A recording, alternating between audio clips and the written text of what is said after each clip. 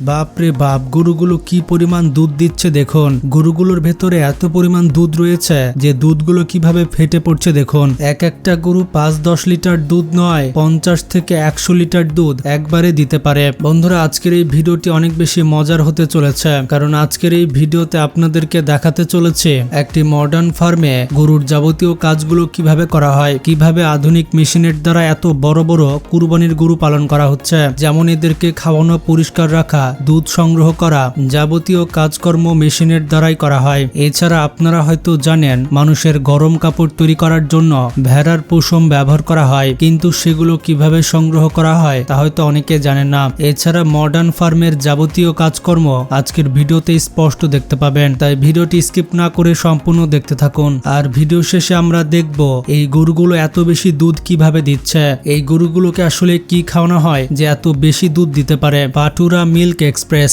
বন্ধুরা, মডার্ন ফার্মে গরুর বাচ্চা জন্ম হওয়ার কিছুদিন পরে তাদের মায়ের কাছ থেকে তাদেরকে আলাদা করে ফেলা হয় এবং তাদেরকে পাটুরা মিল্ক এক্সপ্রেসের মাধ্যমে দুধ পান করানো হয়। এই মেশিনটি বিশেষ করে গরুর বাছুরদের জন্য তৈরি করা হয়েছে। এটি তাদের জন্য অনেক উপকারী একটি যন্ত্র।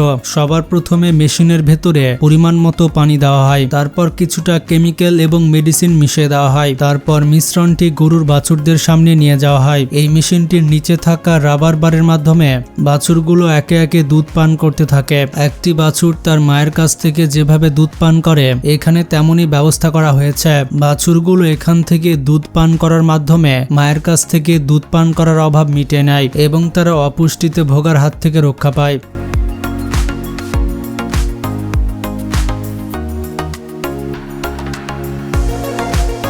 এরপরে রয়েছে শিপ শেয়ারিং মেশিন। বিভিন্ন বড় বড় ফার্মে ভেড়া পালন করার উদ্দেশ্য হচ্ছে ভেড়ার লোম বিক্রি করে অর্থ উপার্জন করা। ভেড়ার লোম কেটে সেই লোম চরকায় ঘুরিয়ে সুতা তৈরি করা হয় এবং সুতা থেকে হস্তচালিত এরকম কম্বল তৈরি করা হয়। এবং ইন্টারেস্টিং ব্যাপার হচ্ছে বর্তমানে ভেড়ার লোম প্রসেসিং করার জন্য আলাদা আলাদা ফ্যাক্টরি গড়ে উঠেছে। বিভিন্ন খামার থেকে তারা ভেড়ার লোম সংগ্রহ করে, ভেড়ার লোম দিয়ে তারা বিভিন্ন গরম কাপড় তৈরি করে। এখানে দেখতেই পাচ্ছেন কত সহজে এই ভেড়ার লোমগুলো পরিষ্কার করা হচ্ছে। এই পদ্ধতি দেখে আপনার কাছে অনেক মর্মান্তিক মনে হতে পারে, কিন্তু আপনাদেরকে বলে রাখি, এভাবে তাদের লোম সংগ্রহ করার কারণে ভেড়ার কিন্তু এতটুকু কষ্ট হয় না।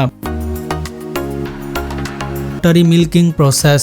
এই প্রক্রিয়ায় অনেক গরুর দুধ একসাথে সংগ্রহ করা হয়। দেখতেই পাচ্ছেন মেশিনটি বিশাল মেশিন। মেশিনটির মধ্যে একটি একটি করে গরু ঢোকানো হয়, তারপর তাদের বাটে অটোমেটিক মিল্কিং মেশিন ঢুকে দেওয়া হয়। এই বড় মেশিনটি অনবরত গোল গোল ঘুরতে থাকে। এর পেছনে আসলে একটি কারণ রয়েছে, গরুগুলো একটি জায়গায় দাঁড়িয়ে দুধ সংগ্রহ করতে বাধা দিতে পারে, তাই এভাবে ঘুরিয়ে ঘুরিয়ে তাদের কাছ থেকে দুধ সংগ্রহ করা হয় আর তাদের সামনে কিছু খাবার দিয়ে দেওয়া হয়।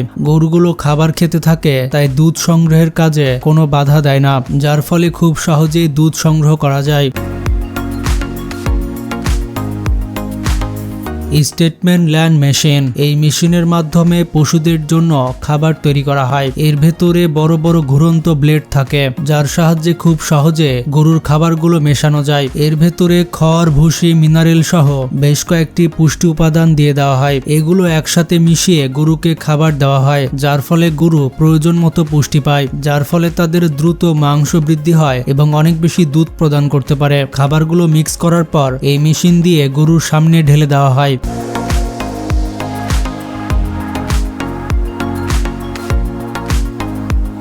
বন্ধুরা, গরুর খামারে সবসময় মলমূত্র জমা হয় আর মলমূত্র পরিষ্কার করার জন্য এই মেশিনটি ব্যবহার হয়। এটি সমস্ত মলমূত্র এক জায়গায় জড়ো করে থাকে।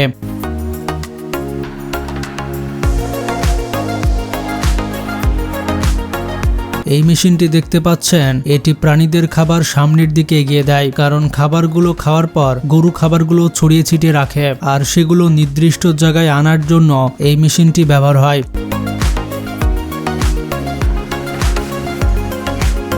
Cow brush. এই মেশিনটি পশুদের জন্য খুবই উপকারী একটি মেশিন। গরুর গায়ে যখন চুলকানি ওঠে তখন এই মেশিনের নিচে এসে দাঁড়ায় আর মেশিনটি অটোমেটিক তাদেরকে মাসাজ করে দেয়। ঘুরিয়ে ঘুরিয়ে গরু তার পুরো শরীর মাসাজ করে নিতে পারে। মেশিনটি পশুদের জন্য অনেক উপকারী এবং অল্প দামে বাজার থেকে আপনি কিনে নিতে পারবেন।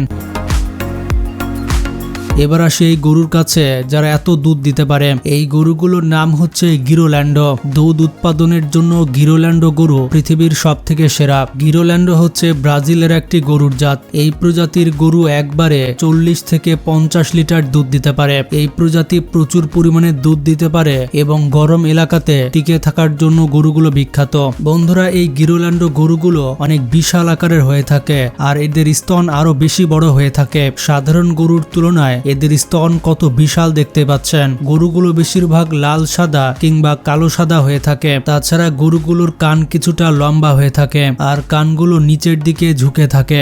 এই গরুগুলো কিছুটা গির প্রজাতির গরুর মতো, তবে গির প্রজাতির গরুর থেকে এগুলোর আকার অনেক বিশাল। এগুলোর স্তন প্রায় 40 থেকে 80 কেজি পর্যন্ত হয়ে থাকে, মানে আমাদের দেশে একটি গরুর সমান তাদের স্তন হয়ে থাকে। আপনি একবার দুধ দোহাতে বসলে একবারেই 40 থেকে 50 লিটার দুধ দিতে পারে, তবে এটা তার দেখভাল এবং খাবার দাবারের ওপর নির্ভর করে। গরুগুলো বেশিরভাগ গরম দেশে পালন করা হয়। গরুগুলোর রোগ প্রতিরোধ ক্ষমতা অন্য গরুর থেকে অনেক বেশি। তো আপনি যদি প্রচুর দুধ উৎপাদন করতে চান তাহলে গিরোল্যান্ডো গরু ক্রয় করতে পারেন, তবে বাংলাদেশে গিরোল্যান্ডো গরু খুব একটা দেখা যায় না। তো ভিডিওটি সম্পর্কে মতামত থাকলে কমেন্টে জানাতে পারেন। ভালো থাকবেন, টেক কেয়ার।